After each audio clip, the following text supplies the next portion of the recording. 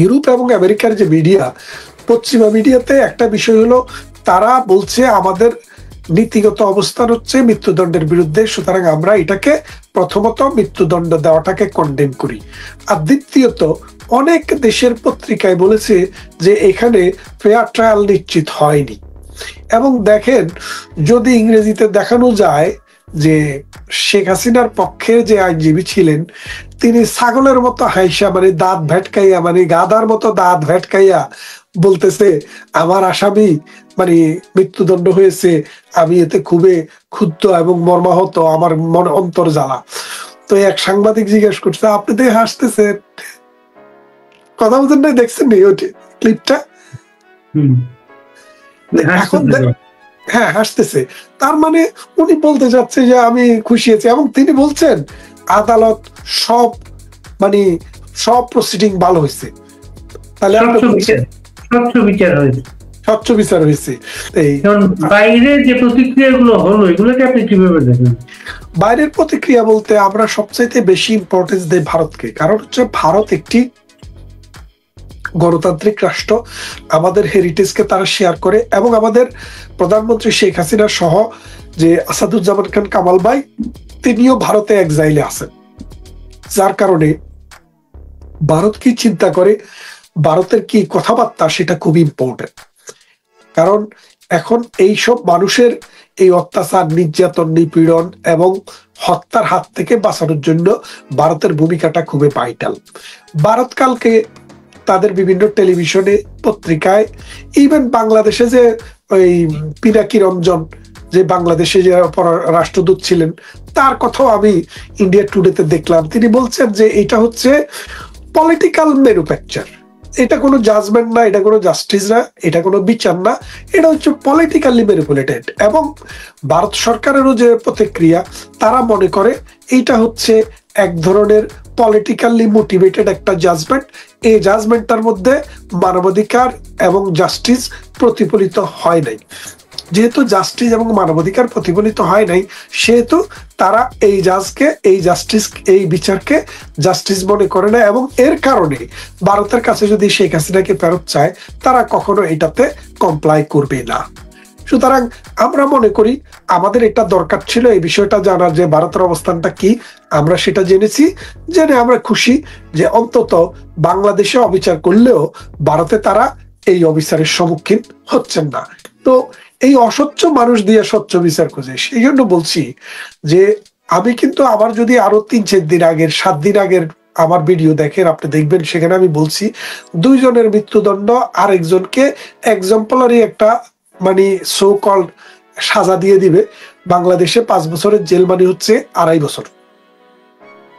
এই 2.5 বছরের মধ্যেও রাষ্ট্রপক্ষ, রাষ্ট্র চাইলে তার এটা 1 বছর শেষ হইলে তারে দিয়ে দিতে পারে মুক্তি। তো এটা মনে করেন ওনাকে ধরছে যে এমনিতেই তো 6 মাস, বছর তো চলেই গেছে, তাই না? তো উনি মনে করেন যে এই বছরের এন্ডে বা আগামী বছরের মাঝামাঝিতে মুক্তি পাওয়া যাবেন। উনি যদি শেখ হাসিনাকে ডামানোর জন্য, মানে বিচার ব্যবস্থাটাকে প্রেজাইল করার জন্য যদি আপিল না করেন, তাহলে হয়তো উনি মুক্তি পাওয়া যাবেন। তো উনি মুক্তি পাইলে আর বাকি 2টাতে তো কেউ আপিল করবে না, কারণ তারা তো এটাকে কোর্টে মনে করে না। আমি কালকে বলছিলাম এই টিআরটিকে যে দেখেন, আমাদেরকে তো আপনারা জিজ্ঞেস করতেছেন আমরা আপিল করবো কিনা। আরে ভাই, আপিল কিসের বিরুদ্ধে? আপিল তো জাজমেন্টের বিরুদ্ধে হয়। আমরা তো এটাকে জাজমেন্টে মনে করি না, আমরা মনে করি এটা অন্যায়, এটা অত্যাচার, এটা নির্যাতন।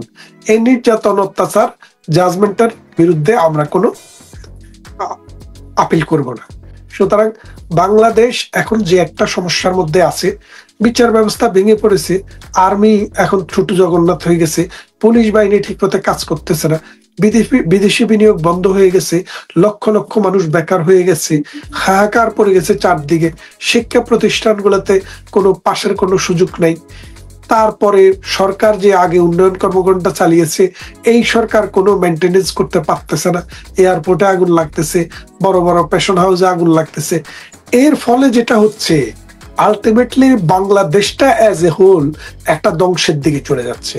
এই ধ্বংসের হাত থেকে এখন যদি একটা সুষ্ঠু নির্বাচনও হয় বা একটা অগ্রহণযোগ্য নির্বাচনও হয়, তাহলে সেই নির্বাচনে কেউ না কেউ তো ক্ষমতা আসবে। রাষ্ট্রটা চলবে কি করে? রাষ্ট্রের মানুষ, ধরেন আওয়ামী লীগ করুক আর বিএনপি করুক আর জামাত করুক, মানুষ তো আর দেশ ছেড়ে চলে যাবে না। তো এই মানুষকে কিভাবে আপনি লোক আফটার করবেন? এই মানুষকে কিভাবে সরকারের লোকজন এবং বিএনপির কোন কোন নেতা মন্তব্য করেছেন ঐতিহাসিক বিচার হয়েছে। প্রথম আলোতে জাহিদুর রহমান লিখেছেন শেখ হাসিনার রাজনৈতিক মৃত্যু ঘটেছে।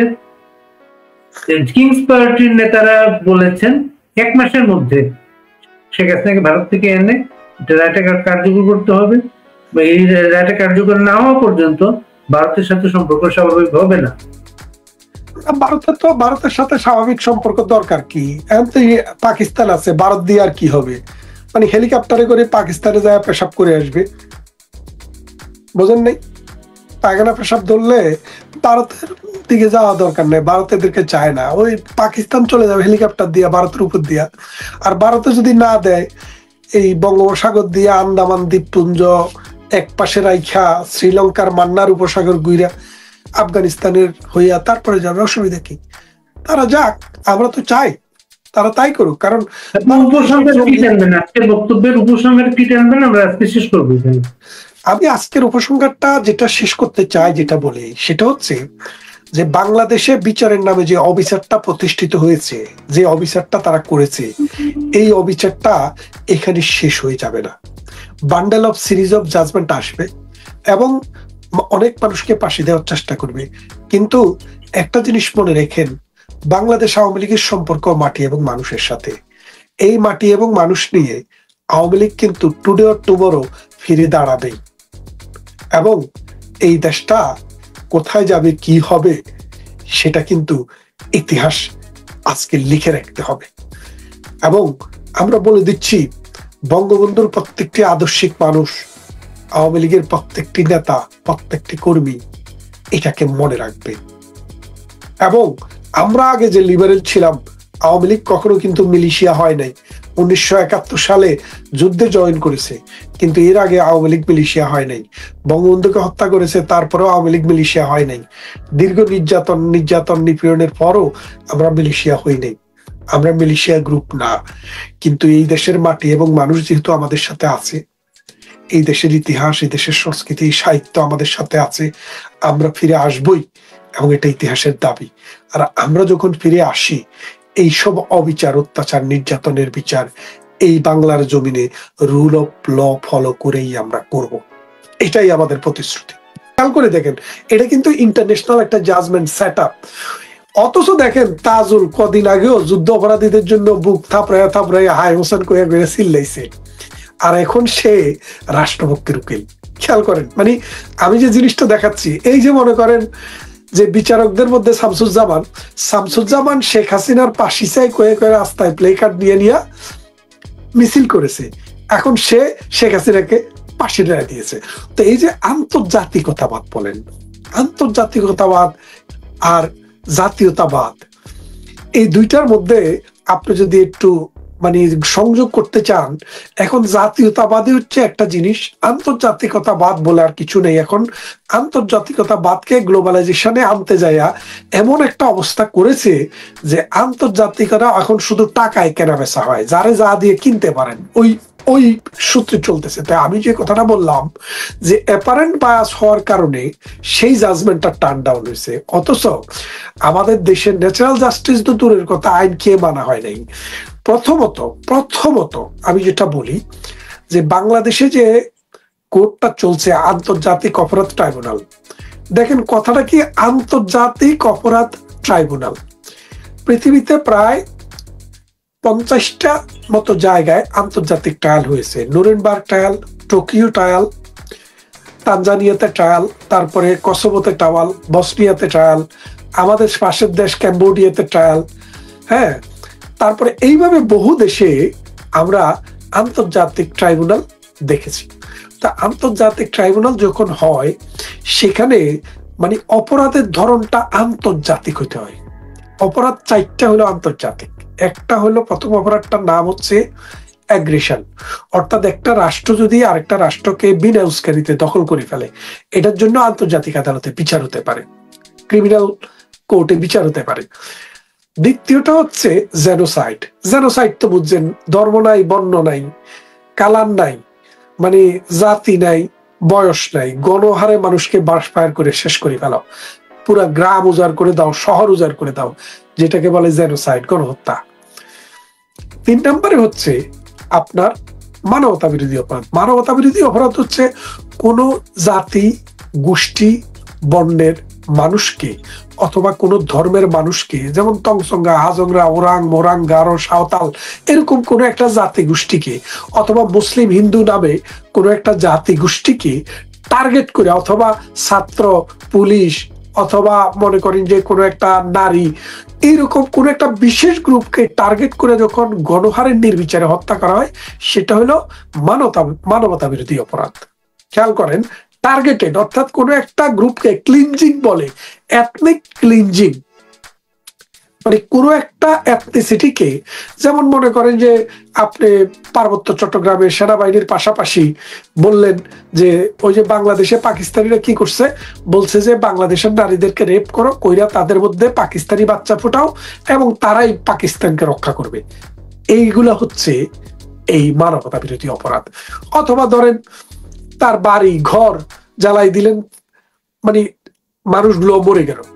এরপরে 4 নম্বরে যেটা আসছে সেটা হলো ওয়ার ক্রাইম। ওয়ার ক্রাইমটা কিরকম? ওয়ার ক্রাইমটা হচ্ছে যুদ্ধ চলাকালীন সময়ে, যেমন মনে করেন যে হিন্দু লোককে ধরতো, দৈরা বলতো যে লুঙ্গি খোলো, আমরা দেখি তুমি মুসলমান নাকি হিন্দু, কথা বলছেন, এটা হলো ওয়ার ক্রাইম। অথবা ধরেন একটা মানুষের পরিবার যুদ্ধে জয়েন করছে 71 মুক্তিযুদ্ধে, আপনি সেই পরিবারের স্বাস্থ্য ভাই, খালতো ভাই, মামতো ভাই, এদেরকে ফিটাই বাড়ি ফেললেন।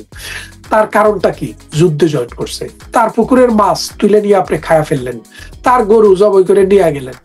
এগুলো হচ্ছে ওয়ার ক্রাইম। অর্থাৎ ওয়ারের কারণে যে বিষয়গুলো ওই 3টার মধ্যে পড়ে না, ওগুলো হলো ওয়ার ক্রাইম।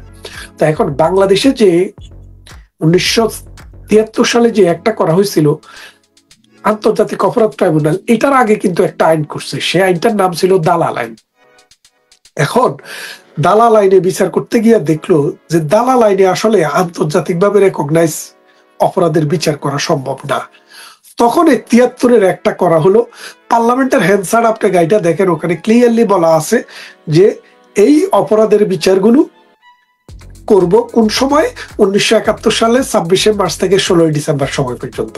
সুতরাং আপনি যদি আন্তর্জাতিকতাবাদ খুঁজে দেখেন, দেখবেন এই রকম অপরাধের বিচার, আন্তর্জাতিক অপরাধের বিচার হয়েছে যুদ্ধকালীন সময়ের বিচার, অথবা কোনো দুইটা এথনিক গ্রুপের মধ্যে, হুতি এবং তুসি আপনারা জানেন, তারপরে ক্রোয়েটস এবং সার্ব, বসনিয়া, হ্যাঁ, মুসলিম এবং অমুসলিম দাঙ্গা, এইগুলাতে বিচার করার জন্যই কিন্তু আন্তর্জাতিক অপরাধকে দেখা হয়। কিন্তু পৃথিবীর কোনো দেশে রাষ্ট্রবিরোধী, সরকার বিরোধী কোনো আন্দোলনে জানমালের ক্ষয়ক্ষতি হয়েছে, যেটা সন্ত্রাস দমানোর জন্য, মানে আপনার রেল পুরে ছাই করে দিচ্ছে, সেটা দমানোর জন্য যখন সরকার ব্যবস্থা নিয়েছে, এইরকম কোনো ব্যবস্থাকে প্রিভেন্ট করার জন্য যে অ্যাট্রোসিটি হয়েছে, সেটার বিচার আন্তর্জাতিক আদালত হয়েছে, পৃথিবীর কোথাও নেই।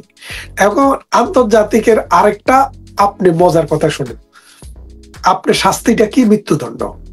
কার শাস্তি? একটা রাষ্ট্রের প্রধানমন্ত্রীর শাস্তি। তাহলে এর চেয়ে বড় বিচার ওই রাষ্ট্রে আর হতে পারে? যে বিচারের দিক থেকে সর্বোচ্চ বিচার, অপরাধের দিক থেকে আদালত, আর ব্যক্তির দিক থেকে রাষ্ট্রের প্রধানমন্ত্রী। তাহলে এটা খুব হাই প্রোফাইল মামলা না? সবচেয়ে টপ মামলা। তো এই মামলার বিচার করার জন্য দক্ষ, যোগ্য এবং অভিজ্ঞ মানুষ দিয়ে তো এই বিচারটা করাইতে হবে। আচ্ছা, আপনি তো সাংবাদিক মানুষ, আমারে বলেন তো, যে 3 জন জাস্টিস যে রায় দিল, এই 3 জন হাইকোর্টে, অর্থাৎ হাইকোর্ট লেভেলে জীবনে আর কোনোদিন একটি রায়ও দিছে বা একটি মামলাও পরিচালনা করছে জাজ হিসেবে, এরকম অভিজ্ঞতা আছে বলে কি শুনেছেন? না। কারণ একজনকে মর্তুজা, ওই সিলেট ইন্টারন্যাশনাল ইউনিভার্সিটি নামে একটা প্রাইভেট কলেজের অধ্যাপক, ইউনিভার্সিটির প্রফেসর বা প্রভাষক, লেকচারার, যেটাই বলেন আপনি, অথবা প্রফেসর, যেটাই বলেন, তিনি 2019 সালে এই এডিশনাল ডিস্ট্রিক্ট জাজ হিসেবে অবসরে গেছেন। এখন অবসরে যাওয়ার পর তিনি তো হাইকোর্টে কোনোদিন বসার সৌভাগ্য হয় নাই, সুযোগ হয় নাই, কারণ এডিশনাল ডিস্ট্রিক্ট জাজ হিসেবে তার কাজ শেষ হয়ে গেছে। তাহলে এখন যে হাইকোর্টে তিনি বসলেন, তিনি চেয়ারম্যান হলেন, তার এটাই হলো প্রথম মামলা। তারপরে বিএনপির যে শামসুজ্জামান, সেই লোক জাস্ট 6 দিন আগে হাইকোর্টে এই জাজ হিসেবে এনরোল হয়েছে, মানে অ্যাপয়েন্টমেন্ট পাইছে। তার মানে তার তো আর বিচার করার সুযোগ নেই। আরেকজন কি ছিল যেন, নাম বলে গেছি, তিনিও এটাই তার প্রথম বিচার, এনাম চৌধুরী। এই 3 জন মানুষ, আপনি চিন্তা করে দেখেন ভাই, আন্তর্জাতিকতাবাদ যদি থাকে, একটা দেশের প্রধানমন্ত্রীর বিচার হচ্ছে, আন্তর্জাতিক অপরাধের জন্য ইন্টারন্যাশনাল ক্রাইমস ট্রাইব্যুনালে মামলা হচ্ছে, এবং তার যাবজ্জীবন না, তার মৃত্যুদণ্ড হবে, সেখানে মামলা হচ্ছে। অথচ আপনার ঠুটু জগন্নাথ 3 জন বিচারপতির একজন বিচারপতির ঝুলিতেও জীবনে একটি মামলা করার কোনো অভিজ্ঞতা নাই। আপনি বুঝছেন তো? এখন যেমন মনে করেন যে এদের কাছে হচ্ছে বিচারে তাদের এভিডেন্স বলতে জাতিসংঘের রিপোর্টটা এবং রাষ্ট্রপতির বক্তব্য।